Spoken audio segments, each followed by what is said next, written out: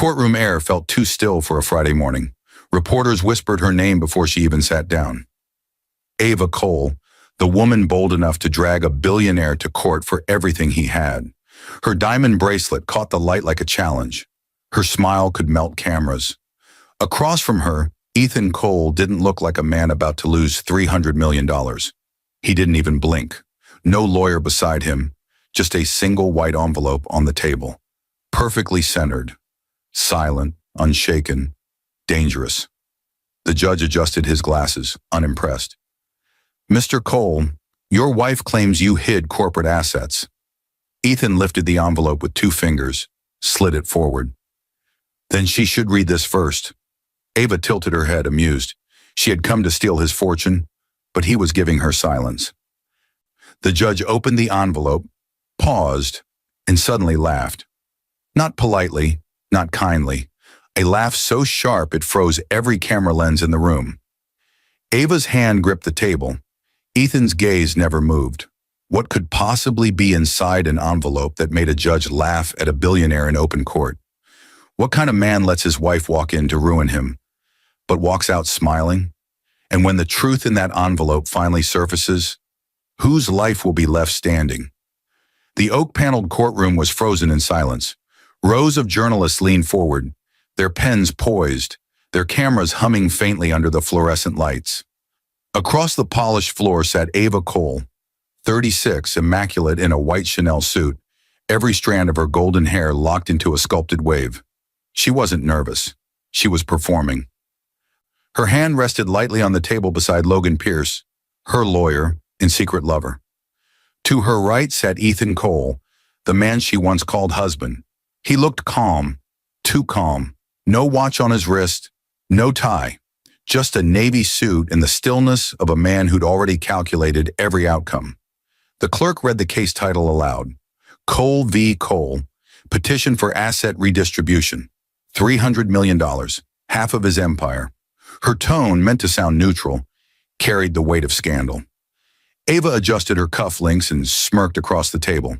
She could already see tomorrow's headline. Power couple collapses, socialite wins. Half of tech titan's fortune? The judge, Raymond Hale, leaned forward, weary-eyed but intrigued. He'd seen countless marriages collapse under greed, but none quite like this. Ava's father had whispered favors in back rooms to get him presiding over this one. Hale had debts, quiet ones, and a history of doing favors for the right people. "Mr. Cole," Judge Hale said, "your wife's counsel claims you concealed joint assets and violated community property laws. How do you plead?" Ethan didn't move, didn't blink. His voice came low and controlled. "I have something for the court, Your Honor." He slid a single envelope across the polished table. White, unmarked. The judge frowned but took it. Ava's painted smile didn't falter until she saw Hale's expression change. He opened the envelope, read the first page, then the second, then stopped. His lips parted in disbelief, and then, inexplicably, he laughed. Not a snicker, not a nervous cough, a genuine, startled laugh that echoed through the courtroom. A sound that made journalists glance up from their pads, confused. Ava's heart thudded. "What's so funny, Your Honor?" she demanded, her voice cutting the silence. The judge folded the papers slowly. "Just quite an envelope, Mrs. Cole. Quite an envelope." He turned to Ethan with an odd, almost fearful smile. "We'll need to adjourn this session for review, effective immediately." The gavel struck. Ava rose, trembling between fury and confusion. "What did you give him, Ethan?" Ethan finally looked up, his eyes unreadable. Calm, cold, surgical. Just the truth. She stared, breathless, as he stood and buttoned his jacket. "Enjoy the headlines," he said softly, "while they last." As he walked out, the cameras caught a single frame. Ethan's reflection on the courtroom door, composed and calculating. For the first time, Ava felt something she hadn't in years. Fear. Because Ethan Cole never acted without a plan. And whatever was inside that envelope wasn't over. It was the beginning. The courtroom had emptied hours ago, but Judge Raymond Hale hadn't left his bench. The envelope lay open before him, its contents spread across the mahogany desk like a confession he was afraid to read twice. The first page was a wire transfer record. 5 transactions, each for $200,000, routed from a shell company in the Caymans to an account under his nephew's name. The second was a notarized statement from the clerk who'd accidentally misplaced the Coles prenup. The signature was fresh, the ink still glistening under the desk lamp. And the third document, the one that made him laugh in open court, was a printed screenshot of his own text messages with Ava's father. The final line read, "You'll get your favor, but this one's on record now." Hale leaned back, sweating through his collar. He'd taken bribes before, but never from a man who already knew it. Ethan Cole hadn't come to court to win. He'd come to warn him. A knock at the door broke his thoughts. "Judge, are you still here?" It was his assistant. "Leave," he said quietly. "Now." He gathered the papers back into the envelope and sealed it again, trembling. For the first time in 30 years on the bench, he didn't know which side of justice he stood on. Across town, the city skyline glittered like 1,000 cameras. Inside her penthouse, Ava Cole paced barefoot on the marble floor, a glass of wine trembling in her hand. Logan, still in his suit, sat on the couch scrolling through his phone. "He's bluffing," he said. "Whatever's in that envelope, it's posturing." Ava's reflection in the glass wall didn't look convinced. "He didn't even flinch, Logan. He came in alone. No attorney, no team, no panic, nothing. That wasn't posturing." "Then what was it?" Her voice dropped to a whisper. It was a signal. Somewhere between the court exit and her penthouse, her confidence had started to decay. Her father hadn't answered her calls. The judge's chambers weren't returning messages. And Ethan, silent, invisible Ethan, hadn't posted, called, or appeared anywhere online since the verdict delay. The silence was too clean, too deliberate. Logan poured himself another drink. "Even if he's hiding something, he can't win without the prenup. The judge can't touch you. You're still legally entitled to half." Ava forced a smile. "Then why did the judge laugh?" He hesitated. "Maybe he thought it was funny." Her voice hardened. "Judges don't laugh at billionaires in public, Logan. They fear them." Outside, thunder rolled above Manhattan, soft, distant, and promising. Ava turned toward the window, staring at the skyline Ethan once built. For years, she'd thought his silence meant surrender. Now it felt like warning, because somewhere out there, the man she'd tried to destroy was already moving pieces she couldn't see. And whatever was inside that envelope wasn't leverage. It was permission. The rain started just before midnight, streaking the penthouse windows like fingerprints from ghosts. Ava stood in front of the mirror, the same one Ethan had gifted her on their second anniversary. A Venetian antique with gold edges that reflected her face from 100 fractured angles. Once she used it to rehearse smiles before his corporate galas. Tonight it only showed cracks. Her phone buzzed again, another message from Logan, unread. "You're overthinking it." But she wasn't. Somewhere deep inside, the sound of the judge's laughter replayed like a broken clock she couldn't silence. She poured another glass of wine. It didn't help. Nothing did. Because every time she blinked, she saw that envelope sliding across the table, quiet and lethal, like a guillotine made of paper. She remembered the first time she met Ethan, 7 years ago at a charity tech summit in San Francisco. He'd spoken softly, almost shyly, but the room listened like he was gravity itself. She'd laughed at his simplicity then. He'd worn the same gray suit twice that week. She told her friends he was brilliant but boring. They told her boring men were the safest kind to betray. Back then, she didn't know what he came from, how his childhood had been built on betrayal's bones. His mother had hidden money from his father had hidden mistresses from his mother, and Ethan had hidden his pain from both. By the time Ava came along, silence wasn't a habit, it was armor. She thought she'd married a man she could read. Instead, she married a man who'd studied every form of deceit long before she perfected her first lie. In the beginning, he adored her. Every detail of their life was precision. Roses on Mondays, jazz on Fridays, handwritten notes on her pillow after business trips. But love from a man like Ethan wasn't built to be worshipped. It was built to be tested. When she started spending late nights networking, he didn't question her. When she traveled alone to Paris for a brand campaign, he didn't call. When Logan started appearing in their kitchen under the pretext of contract reviews, Ethan offered him wine. Ava mistook tolerance for blindness, but Ethan had already begun his quiet autopsy of their marriage. Every lie she told, he archived.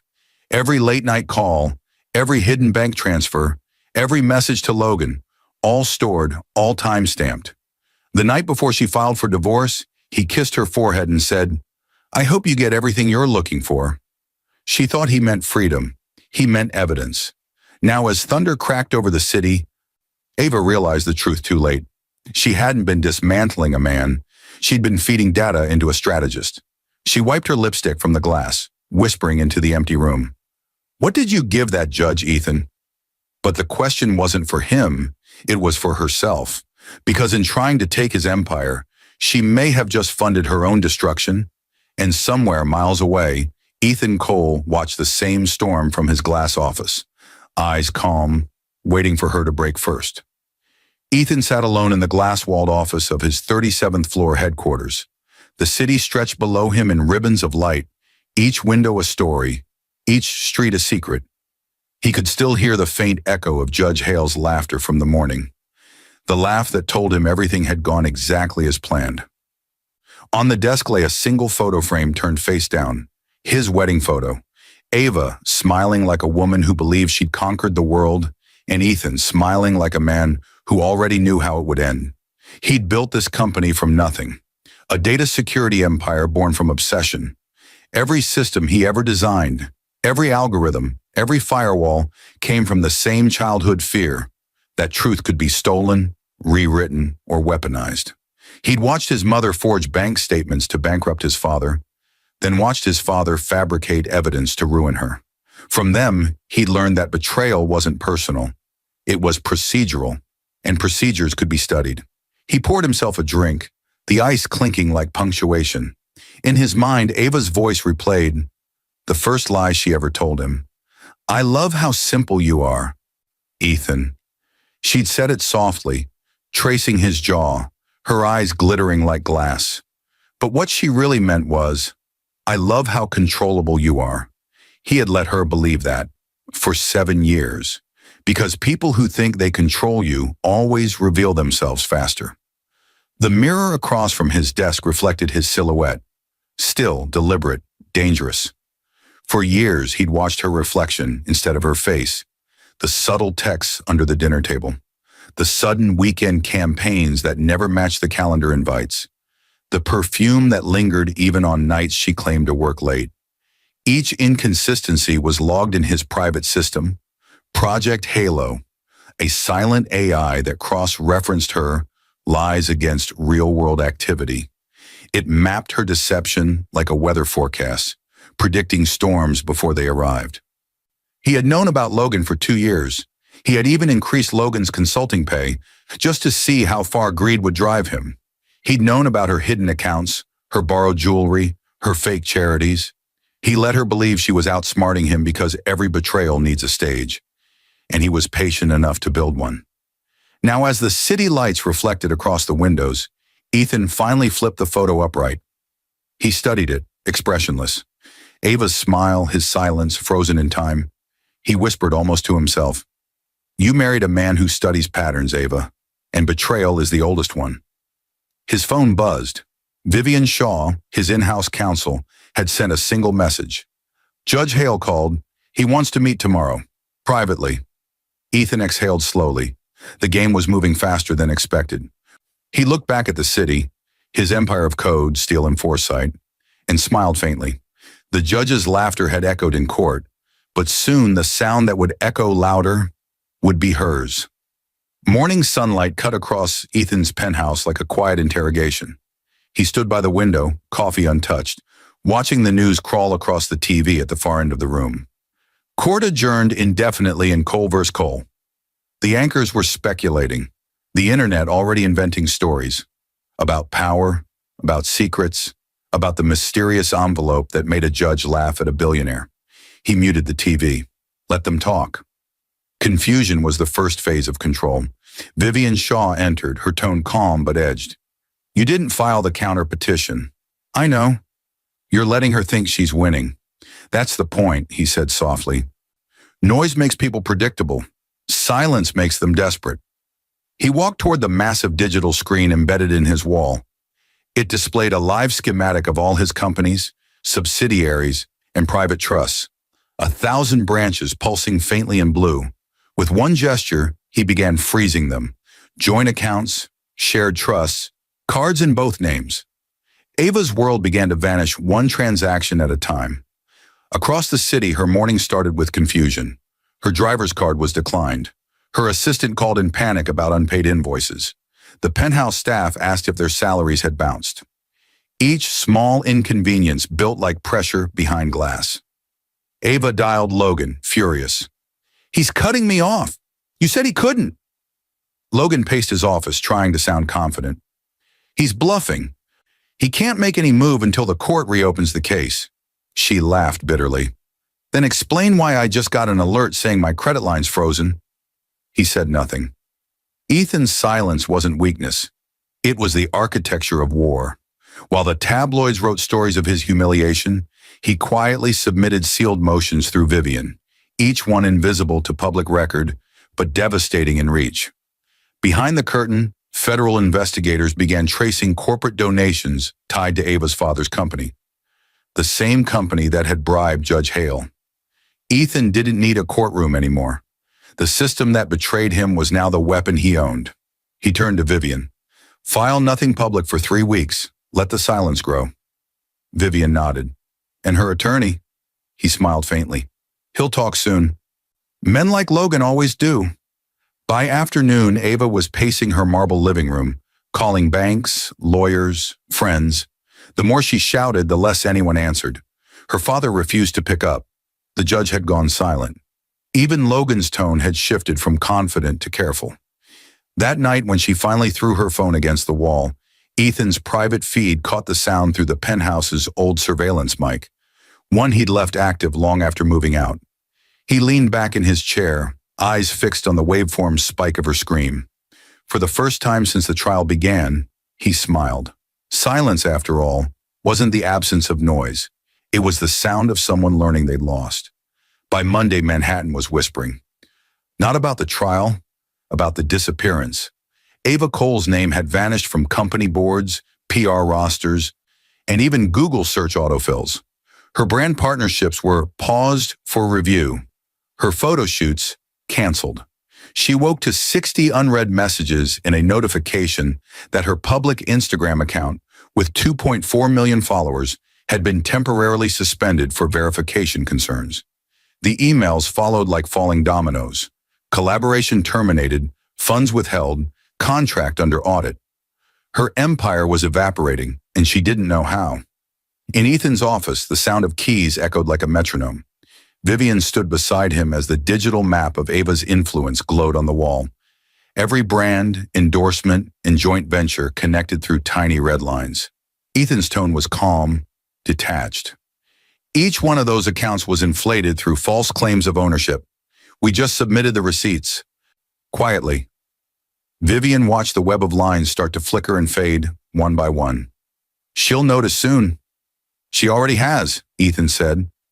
At that moment across town, Ava stormed into Logan's office, her sunglasses hiding sleepless eyes.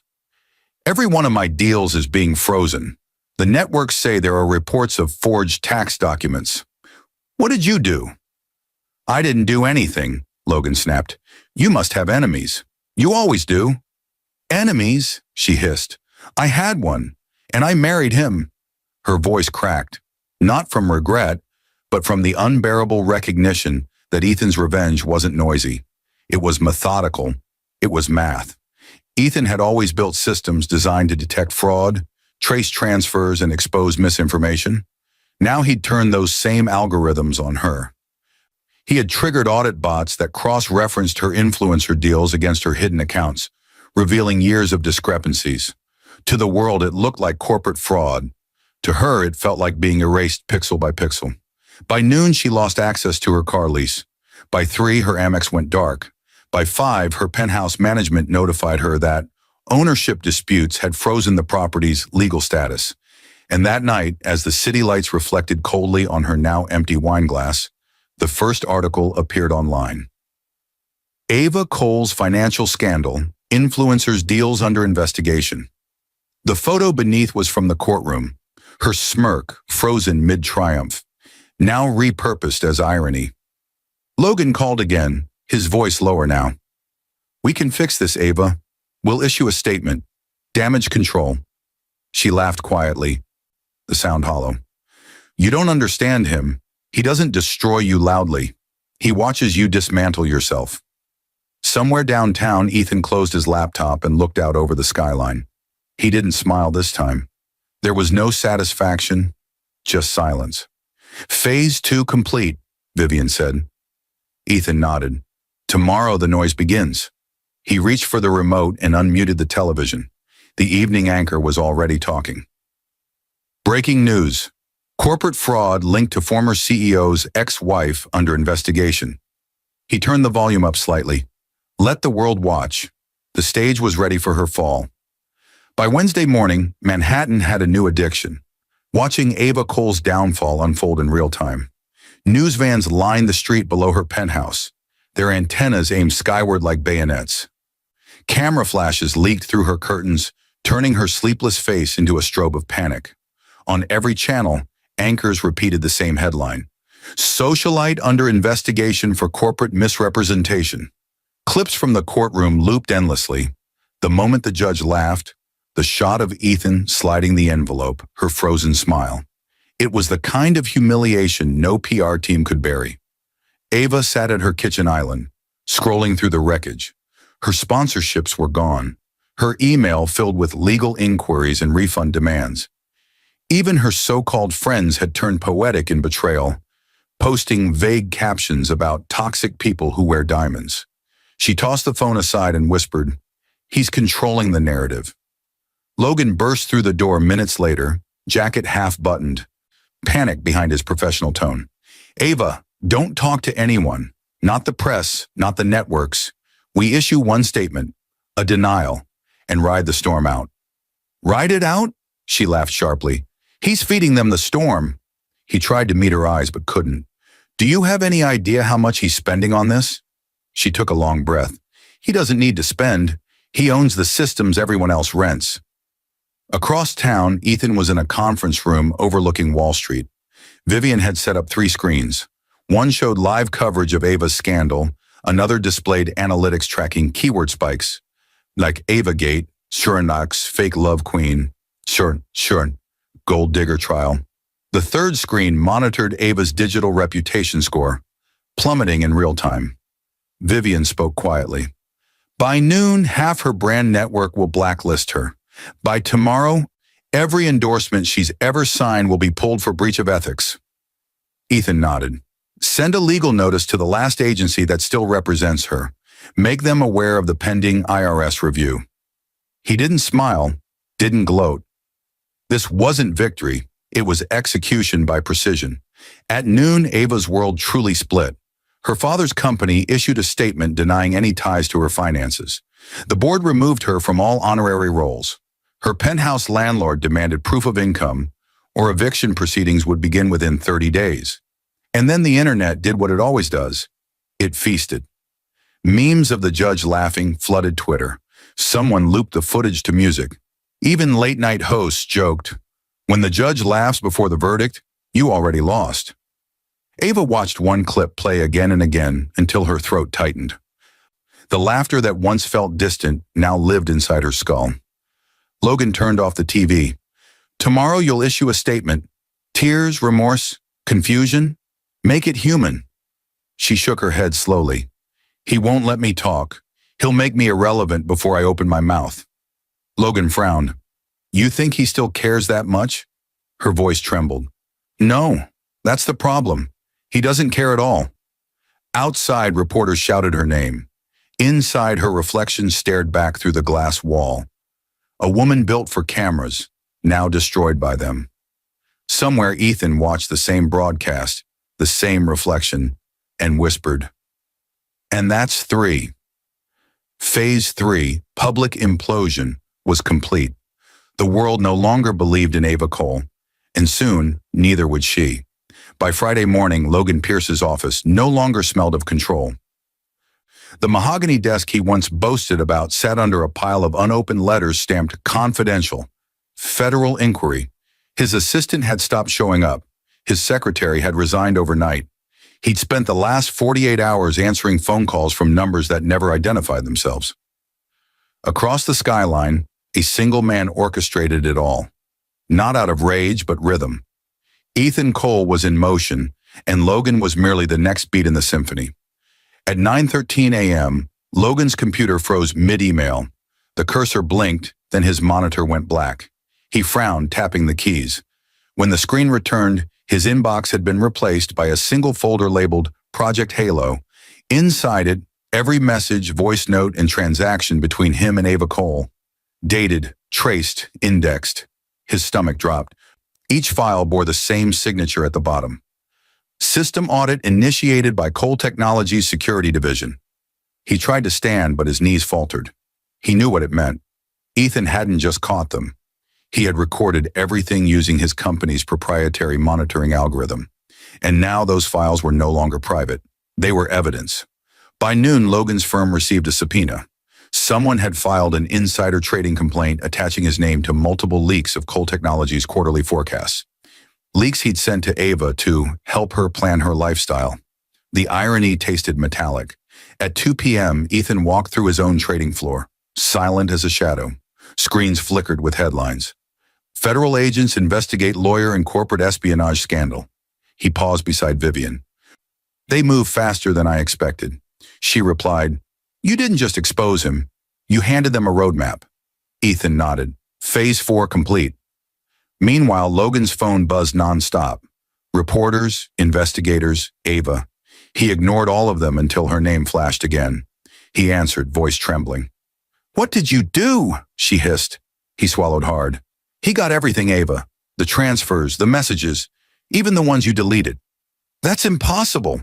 He laughed bitterly. "You don't understand him. He doesn't hack networks. He builds them. Every system you touched was his." A silence hung heavy between them. Then faintly she whispered, "He said nothing at all, and still won." Logan rubbed his temples. "We need to disappear for a while." But when he opened his front door that evening, 2 men in dark suits were waiting. One flashed a badge. "Mr. Pierce, you're wanted for questioning regarding data theft and securities manipulation." As they escorted him past the flashing lights, Logan glanced up at a nearby billboard, one advertising Cole Technologies' newest campaign. Integrity is security. Across the city, Ethan watched the same newsfeed in silence. He picked up his glass, murmured to himself, "And that's 4. Outside, the rain began again, the same storm that had started it all, washing the city clean of noise, leaving only the faint hum of his revenge moving toward its next target. Judge Raymond Hale's office, once a monument to quiet authority, now smelled of sweat and whiskey. He sat hunched behind his desk, a half-empty glass beside a stack of documents he no longer understood how to destroy. The blinds were closed, but daylight still leaked in like interrogation lamps. His phone wouldn't stop ringing. First the court's ethics board, then the state attorney's office, then a reporter who somehow knew about his nephew's Cayman account. He ignored them all until the screen flashed one name that froze him, Ethan Cole. He hesitated before answering. "Mr. Cole," he began, voice breaking, "I don't know what—" Ethan's tone was quiet, precise, almost gentle. "Judge Hale, I told you in court, it was just the truth. The rest is gravity." "Do you have any idea what's happening to me?" Hale whispered. "Yes, and to be clear, I didn't leak it. I simply made sure the people you owed money to stopped protecting you." The silence that followed was surgical. Hale heard the faint clink of a glass on Ethan's end of the line. Calm, deliberate. "You think this will save you?" Hale spat. "When the system turns on me, it'll turn on you next." Ethan's reply was a whisper. "I don't need the system to love me, Judge. I just needed it to remember your laugh." Click. Minutes later, Hale's email pinged. A single attachment. A video file titled Session 0 War 2. He clicked it, and the courtroom appeared on screen. The day of the trial, captured from an angle unseen by the press. His own face filled the frame, eyes widening as he read the contents of the envelope, and laughed. Then came the rest of the recording, his voice low but audible, muttering, "We'll bury this quietly, just like the others." The timestamp confirmed it. Ethan had wired the courtroom's security feed to his own servers. That laugh wasn't just memory, it was evidence. Across the city, news broke like shrapnel. Judge under investigation for corruption, possible bribery, ties to Culver's cold case. Anchors replayed the clip on a loop. The laugh, the envelope, the realization. Ava watched from her sofa, frozen. "Oh my God," she whispered. "He recorded the judge." Logan was gone. Her father refused to speak to her. And now the one man who could have protected her career had been obliterated by the same envelope that started it all. That night, Hale resigned in disgrace. His final words to the press were cryptic. He never raised his voice. That's what makes him dangerous. Ethan stood before the television, watching the statement replay in the reflection of his penthouse window. Vivian's voice came from behind him. "He's finished." Ethan nodded slowly. "No, he's a headline. She's the story." He turned off the TV, and the room fell into silence. That same silence that had haunted Ava since the trial. 3 enemies down, 2 more to go, and the next one would watch her entire world burn in public daylight. By the time Monday dawned, the world had rewritten its favorite story. What began as Billionaire betrayed in $300 divorce had transformed overnight into Billionaire outsmarts corrupt court. Ethan didn't need a press conference, he needed only time. And time had turned his silence into legend. At precisely 9 a.m., he stepped out of the revolving doors of Cole Technologies headquarters, dressed in a charcoal suit that caught the morning sun like steel. Reporters surged forward, microphones raised. For 10 days they had hunted his statement, desperate to know what had been in that envelope. Desperate to understand the man who never blinked while his wife tried to dismantle him. "Mr. Cole," one shouted, "do you have any comment about the judge's resignation?" He paused, eyes calm, voice smooth. "Justice doesn't always need to shout," he said. "Sometimes it just needs to wait." That one sentence became the quote of the day. Within an hour, Nemery, "Justice Waits" was trending across every platform. Inside, the PR team watched his live broadcasts. The entire floor hushed. Vivian stood nearby, scrolling through live analytics. "You've reversed the entire narrative in less than 2 minutes," she murmured. Public sentiment jumped from 42% skepticism to 88% admiration. Ethan glanced at the screen. Photos of him shaking hands with employees. Headlines calling him the silent genius. Meanwhile, Ava's world continued its freefall. Her remaining brand partners pulled out, her legal fees stacked like dominoes, and her social accounts flooded with venom. She had tried to post a video explaining herself, a shaky, tear-filled apology, but the comments buried her alive. "Why are you sorry now?" one read. Another, "He warned you with silence." By afternoon, Ethan appeared on CNBC for a scheduled interview. The host smiled nervously, clearly aware she was speaking to the man the nation had been dissecting for weeks.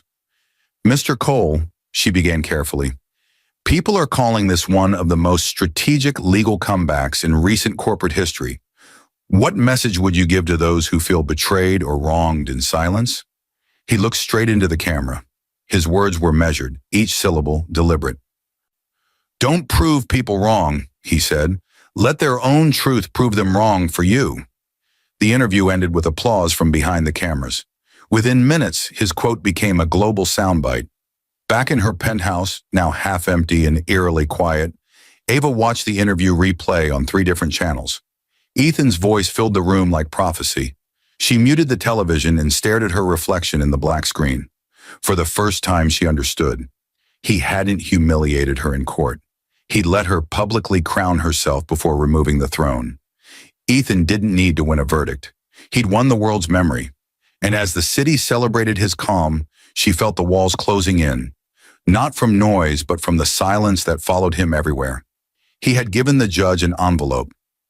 Now he had given the world a story, and the next act would be personal. The rain returned the night Ava finally asked to see him, not through lawyers, not through Vivian. She came herself, wearing a trench coat that had once been white, but now looked like surrender. Security tried to turn her away, but Ethan's voice came through the intercom. Calm, precise. Let her up. When the elevator doors opened to the top floor, she stepped into silence. His office felt colder than she remembered. Walls of glass, city lights bleeding through like judgment.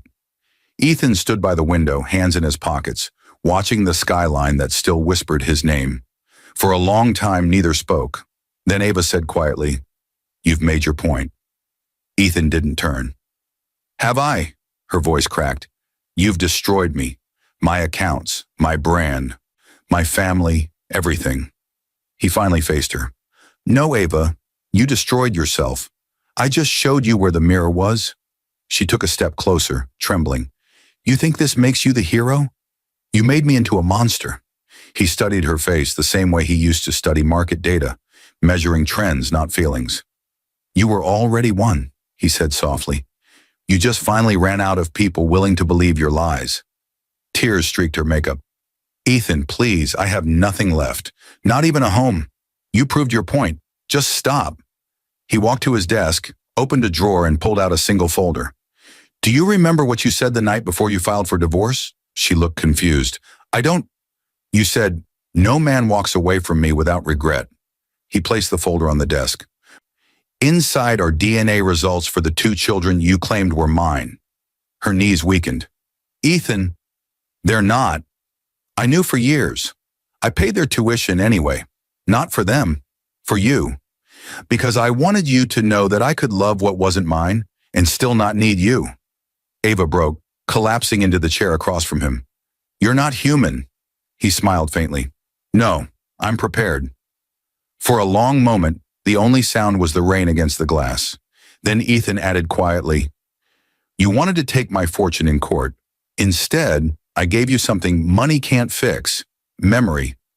Every time someone Googles your name, they'll see the laugh, the scandal, the lie, and me, silent, smiling." She covered her face, sobbing. "What do you want from me now?" Ethan stepped closer, voice calm as stone. "Nothing. The game ended the day you walked into that courtroom." She looked up at him one last time, eyes red. "You'll regret this." He nodded once. "Maybe, but not tonight." As security escorted her out, Ethan turned back to the window. The city was still awake, still alive, still his. He whispered into the quiet room, almost to himself. "The judge laughed at me because he thought I lost everything. He didn't realize I was just making space to watch her fall." The lights dimmed, the rain softened, and Ethan Cole, once betrayed, now untouchable, closed the chapter with silence sharper than any verdict. Weeks passed, and the city moved on to newer scandals. The cameras that once hunted Ethan now chased other faces, other falls. But in the quiet corners of New York's upper skyline, Ethan Cole's name had taken on a new kind of weight, not the glimmer of gossip, but the gravity of survival. He stood in front of a crowd in a modest press hall, no longer flanked by lawyers or shareholders, only a few reporters and a small banner behind him. The Cole Foundation, restoring justice for silent fathers. Vivian stepped aside as he approached the podium. No flashbulbs exploded this time. The room waited, subdued, curious. Ethan adjusted the mic. "A few months ago," he began, "I was called a man who lost everything. Today I'm here to say I didn't lose. I learned." He spoke slowly, not to perform, but to heal. "I learned that silence isn't weakness, it's strategy. I learned that truth, no matter how long it waits, still arrives on time. And I learned that even the kindest men can become dangerous when forced to choose between love and dignity." The room was still. Some nodded. Others just listened. He continued, "This foundation is for the fathers who built homes they were later exiled from, for the men accused, mocked, erased, but who never stopped showing up. Because justice shouldn't depend on who cries louder. It should depend on who stands longer." Applause began softly, then grew. Not loud, not frenzied, but respectful. When it was over, he stepped down quietly, greeting no one, heading straight for the rooftop. The evening air was cool, the skyline burning gold in the sunset. He looked down at the streets below, the same streets where Ava once paraded her life for cameras, where headlines once mocked him, where laughter once filled a courtroom. He could still hear it, that laugh, the judge's, Ava's, even his own from a time when he believed love was safe. Vivian joined him on the terrace, holding a sealed envelope. "Final file from the investigators," she said. "All cases closed. You're clear." Ethan took it, but didn't open it. "Let it stay sealed," he said. "I don't need to read the ending to know it's over." She smiled faintly. "You really let it go?" He watched the horizon. "No, I let it teach me." Down below, the city pulsed with noise. New ambitions, new betrayals, new stories waiting for their own silence. Ethan turned, walked back inside, and left the envelope on the table. Unmarked, white, and still, the same way it began, and as the lights dimmed. The final line of a forgotten interview replayed softly from a nearby television.